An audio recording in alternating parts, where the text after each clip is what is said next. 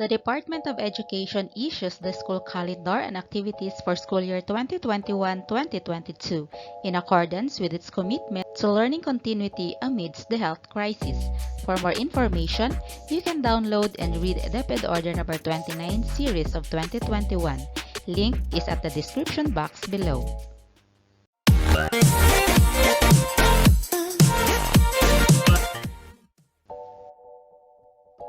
Monthly school calendar of activities for school year 2021-2022.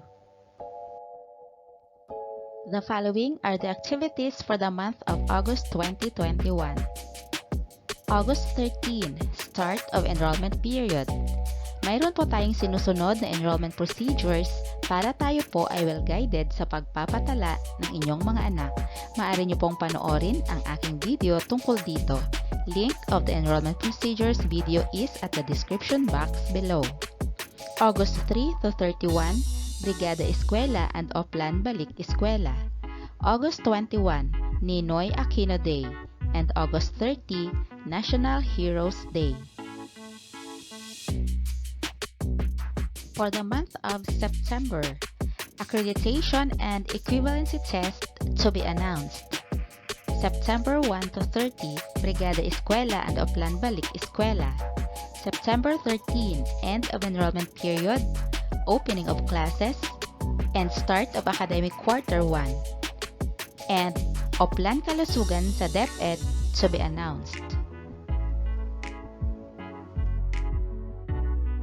For the month of October, October 5, World Teachers Day.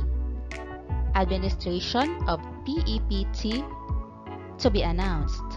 October 4 to 17, SPG, SSG election, 1st to 2nd week. Start of career guidance orientation for grades 9, 10, 11, and 12 to be announced.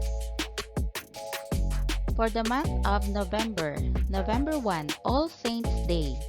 This is a regular holiday. November 2, All Souls Day, Special Working Day. November 12, end of academic quarter 1. November 15, start of academic quarter 2. November 27, Parent-Teacher Conference, distribution of report cards. And Araw ng Pagbasa.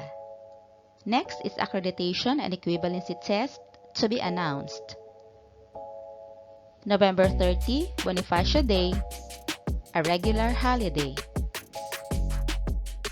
For the month of December, December 8, Feast of the Immaculate Conception, special non-working day.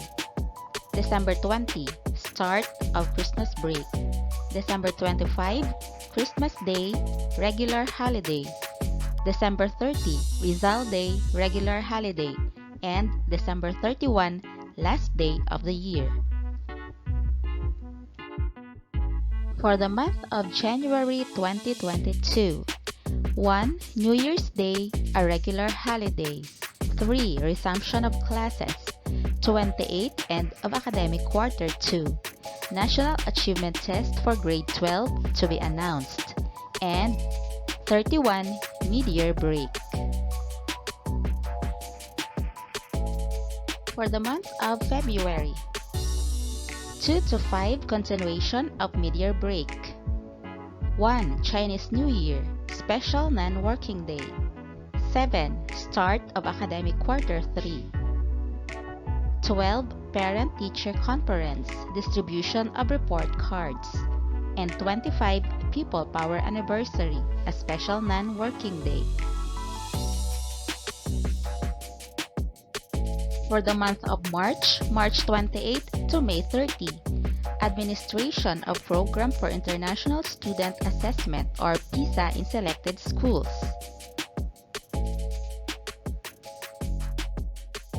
For the month of April, we have April 8, end of academic quarter 3. 9. The Day of Valor, a regular holiday.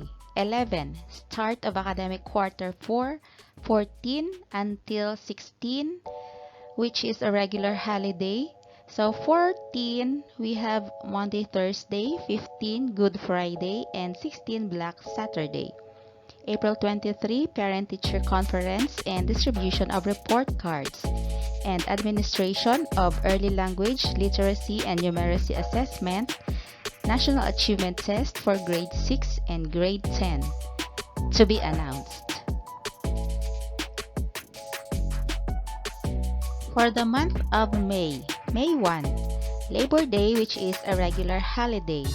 May 2 to 6 and 10 to 13, national elections related activities. May 9 will be our national elections, and every Friday starting May, we have Tayo Naman, mental health and psychosocial support service for DepEd personnel.